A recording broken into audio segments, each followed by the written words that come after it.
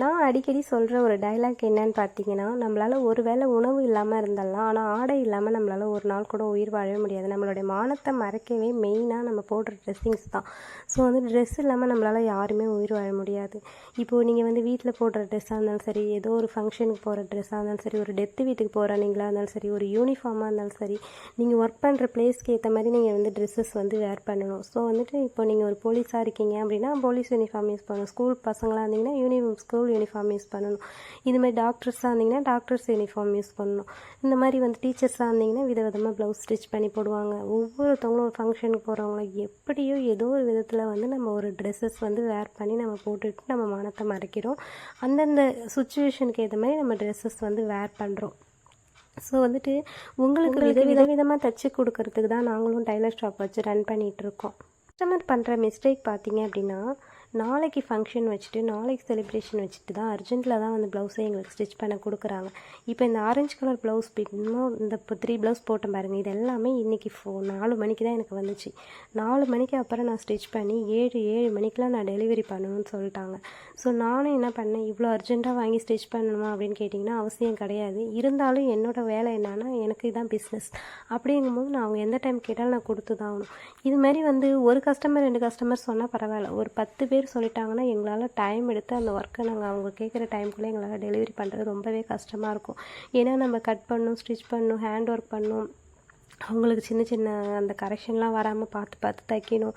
So இதுமாரி ஏகப்பட்ட problems face பண்ணி தான் நாங்களுமே ஸ்டிச் பண்ணோம். இதிலே வந்து ஃபோன் கால் வரும், எங்களோட பிஸி ஷெடியூல்லையுமே மற்ற கஸ்டமர் வந்து அவங்களுக்கு அளவெடுக்கணும்.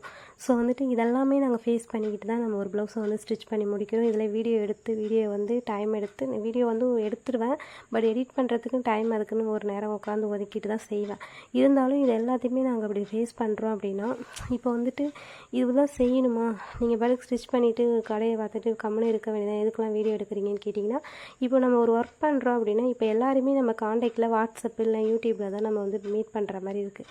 ஸோ நம்ம ஒரு ஒர்க் பண்ணுறோம் அப்படின்னா அந்த யூடியூப்பில் ஒரு இன்கம் இருக்குங்கும் போது அந்த விஷயத்தை நான் வந்து ஃபாலோ பண்ணுறேன். ஏன்னா நாளைக்கு இன்றைக்கி இல்லைனாலும் அதுலேயும் ஒரு இன்கம் நம்ம எடுக்கலாம் அப்படின்ற ஒரு மைண்ட் செட். ஏன்னா பிஸ்னஸ் மைண்டுங்கும் போது நம்ம நிறைய விஷயங்களை நம்ம போடுற வீடியோஸ் எல்லாமே யூடியூப்லேயும் அப்டேட் பண்ணிகிட்டு இருக்கிறதுனால யூடியூப்லேயும் இன்கம் எடுக்கிறேன்னு கேட்டால் இன்கம்லாம் இன்னும் நான் எடுக்கவே இல்லை. பட் வந்து நமக்கு சப்ஸ்கிரைபர் வியூஸ் இந்த மாதிரிலாம் வேணுங்கிறதுக்காக நான் வந்து கொஞ்சம் சினிமா சாங்ஸ்லாம் ஆட் பண்ணி ஸோ வந்துட்டு ஓரளவுக்கு சப்ஸ்கிரைபர் வந்திருக்காங்க, நிறைய வியூஸ் நிறைய போயிருக்காங்க. பட் வந்து எடுத்த உடனே ஒரு விஷயத்தில் நம்ம டக்குன்னு இன்கமும் சம்பாதிக்க முடியாது. ஏன்னா அதை பற்றின பேசிக் இன்ஃபர்மேஷன் நமக்கு தெரியாது.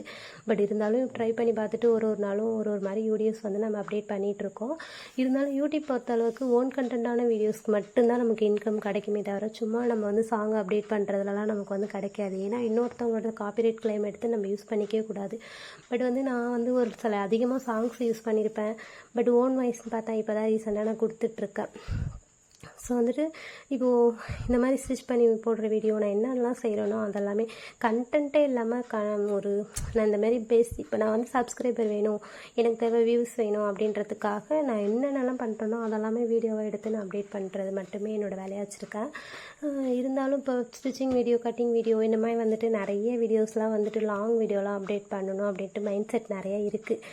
என்னோடய வீடியோ நீங்கள் யூடியூப்பில் பார்த்துட்ருக்கீங்க அப்படின்னா கண்டிப்பாக வீடியோ சப்ஸ்கிரைப் பண்ணி வச்சுக்கோங்க. நெக்ஸ்ட் வீடியோவில் வந்துட்டு நான் ஃபுல் வீடியோவில் வந்து உங்களுக்கு கட்டிங் அண்ட் ஸ்டிச்சிங் வந்து நான் பார்ட்டாக தனித்தனி வீடியோவாக நான் அப்டேட் பண்ணுறேன். எனக்கு ஏன்னா அந்த ட்ரீம்ஸ்லாம் நிறைய இருக்குது. பட் அதுக்கான டைமிங் ஷெடியூல் வந்து எனக்கு கிடைக்காதனால நான் வந்து இப்படி நிறைய வீடியோவும் மெர்ஜ் பண்ணி நான் வீடியோவை அப்டேட் பண்ணிகிட்ருக்கேன். ஸோ வந்துட்டு சீக்கிரமாக நான் உங்களுக்கு போஸ்ட் பண்ணுறேன். என்னோடய வீடியோ பிடிச்சிருந்துச்சுன்னா கண்டிப்பாக நீங்கள் வந்து லைக் பண்ணிக்கிங்க. ஸோ வந்துட்டு நான் கமெண்ட்ஸ் வந்து நான் ஒரு சில வீடியோவில் மோஸ்ட்லி நான் ஆன் பண்ணி வச்சில்ல. இனிமேல் வந்து டைலரிங் வீடியோ சம்மந்தமாக நான் ஆன் பண்ணுறேன். அதுக்கான வீடியோஸ்க்கு நீங்கள் கமெண்ட் பண்ணுங்கள். ஓகே, பாய்.